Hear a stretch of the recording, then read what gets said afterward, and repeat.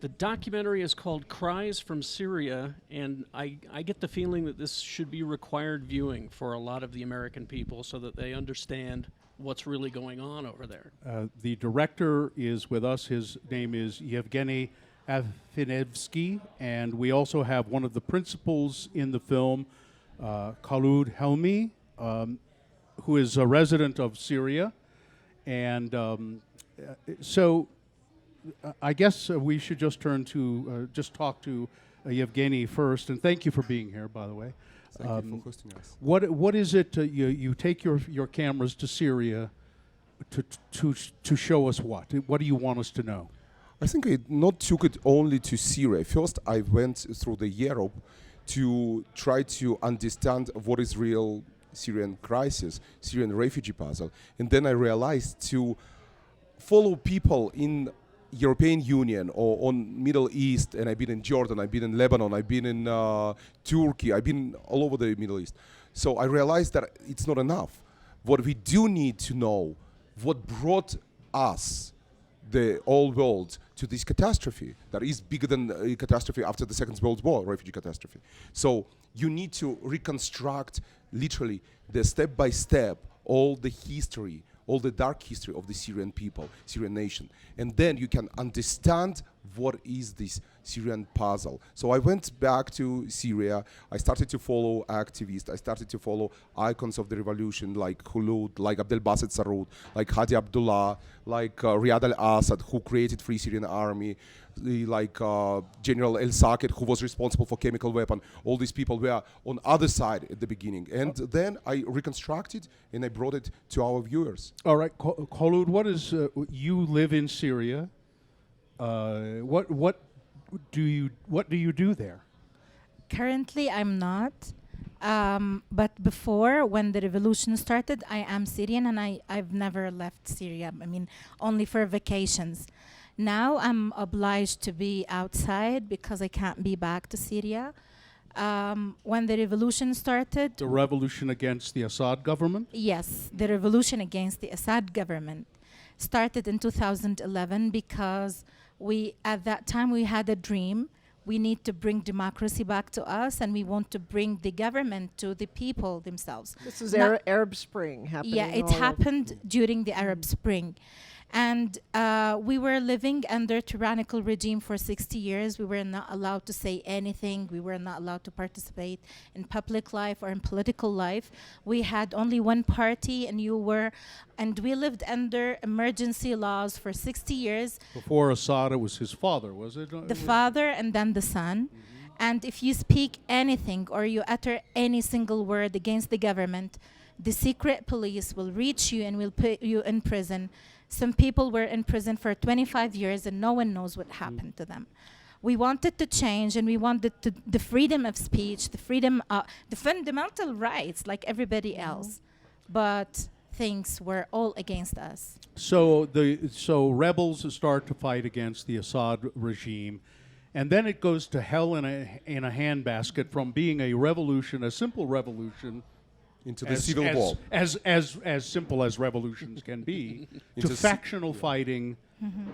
Everybody decides they want a piece of the pie. Everybody wants to get involved. Is that correct? I think it's if we will go step by step, it's revolution, then it's turned into the civil war because it was brothers against brothers. That was unbelievable. And then it turns, like you said, in all this bloody mess where a lot of intervention became essential part of this element. And then these events forced people to leave their own homes because their choice in Syria was either to die in the Assad's regime prisons from the torture, to die in the ISIS hands. That was, again, ISIS was created by Assad, or to in al-Nusra hands or any other militia organizations, or to die under the shelling, under the bombs. And they tried to find the shelter. That's why, for example, for me, it was a discovery that these people coming to seek shelter in Europe or in the United States or in Canada or in any other places, they're not looking to take over the lands. So they trying to escape this, basically the darkest, deepest humanity crisis, because this is the darkest side of Syrian. It is Cries from Syria. Yevgeny Afinevsky is the director, also a resident of Syria, no longer living there, but working. You worked as a rebel with the rebels against Assad, Kholoud Helmi. Did you talk to? I noticed that Assad, Bashir al-Assad, is listed as is in the film. Did you talk to him? I personally not, because I can't enter Damascus. I already been blacklisted by Russians previously for Are you Russian? I was born in Russia, Yeah, but I am American citizen. Ah. But I was blacklisted by Russians already after my previous movie Winter on Fire, that was last year Oscar nomination. So I was already blacklisted. Yeah, they don't like you for that one. Yes.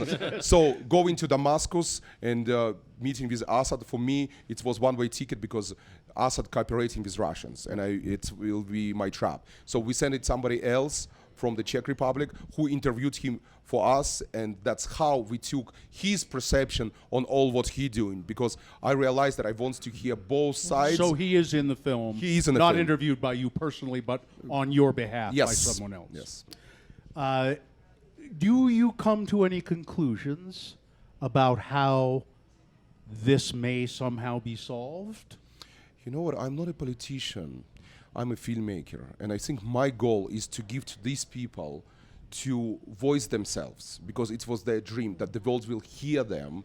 And I think as the filmmaker, as the artist, that's my goal. I can't come to the conclusion because I can't analyze this thing, but I think people that were ignoring or not paying attention to this subject for a long time right now will be open to think about that, consider helping Syrian people, because what they learned right now probably opened their minds. Kholoud, how can we come to some resolution? I don't know. It's not too late, but it's too late. Like, it's 6 years.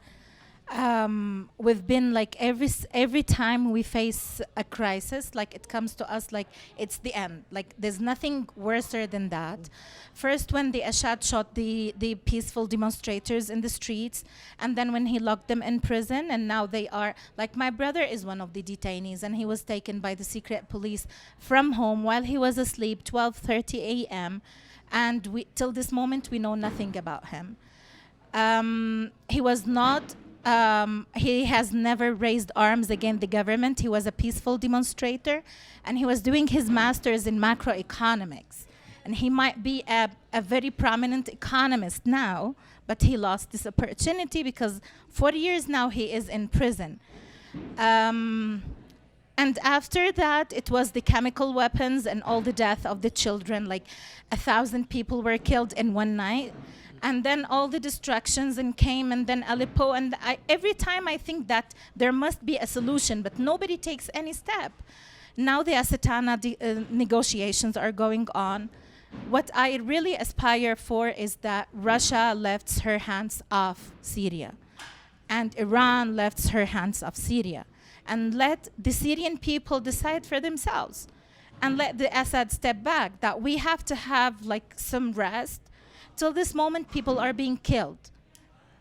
Assad could not continue to be in power and do what he does if he weren't supported by Iran and Russia Of course. and other actors in it. I don't know. It seems insurmountable in many ways. I think one of the reasons that I bring in this movie right now is to let us, specifically American audience or European audience, first of all, to understand that they're the same people like all of us who sit in this room. They're not terrorists because they are fighting terrorism in their own land. ISIS was created by Bashar al-Assad, who literally in 2011 released from his own prisons all the fundamental radicals. He released the people who right now are basically the heads of ISIS and al-Nusra. So he created these things because he needed this. And you know what? I think to understanding all the depths of this situation helps us, to the Americans, to learn a lot of things, because we are also facing a lot of troubles right now with our own country, to learn that we need to cherish some things, simple things like water, what we have on our tables, food that we have on our tables, because these people not have anything right now. They don't have food. Their kids looking for the food in the garbage. We need to learn that they were fighting for freedom of speech, or let's say human rights. Our founding fathers of the United States fought for these things, and we need to cherish this in our days. I heard Donald Trump say that Barack Obama created ISIS. You know what? I met with generals of his army, of Assad's army, and you've seen this in a movie, who confirmed that in 2011 he released 3 times 2 different groups of the criminals from the prison, radicals and heavy criminals. Heavy criminals became a group called Shabiha, and right now I think they're the legal organization. And the others, radicals, they're confirmed. I met with the person who was in the same cell with Abu Muhammad al-Jolani, who is right now a head of al-Nusra in Syria. I met with the person in Istanbul who was in the same cell with him, and right now he's the head of basically al-Nusra, and he did pledged allegiance to ISIS. So literally, it was created there. Thank you. There's not much like our hopes and wishes for your country and for you. And be welcoming to the refugees, I think, is where you started with all of this. Yeah. Yeah, if that's how I think we can Utah help, having a here in big Utah, amount. Yes. Here in Utah, at least our governor has said he welcomes Syrian refugees here. Because you can see they're intellectual people and they studied in universities. I met a lot of amazing, fascinating people in my journey. I spent with them holidays. I spent with them, their dinners and suppers. And I spent last Ramadan with Abdel Bassett Sarut.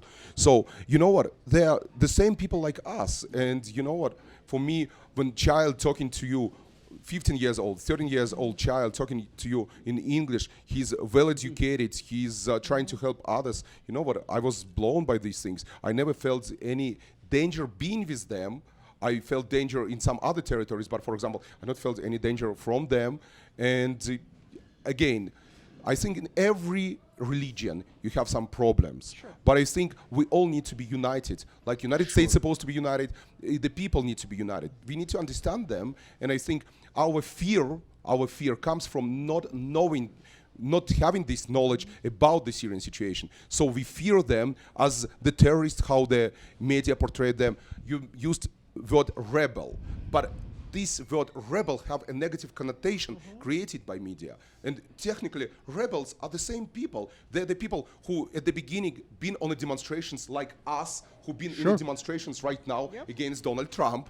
And these people took weapon in their hands. First, it was cameras, but then they took weapon to protect their own kids, to protect their own families, because they not had a choice, because the Mukhabarat, the security police, was coming and taking people, killing people. So, of course, you, for example, are the father, you are the mother, you will take weapon in your hands to protect your child. I think it's a legitimate thing if you want to save your family. So they took the weapon in their hands because they were forced.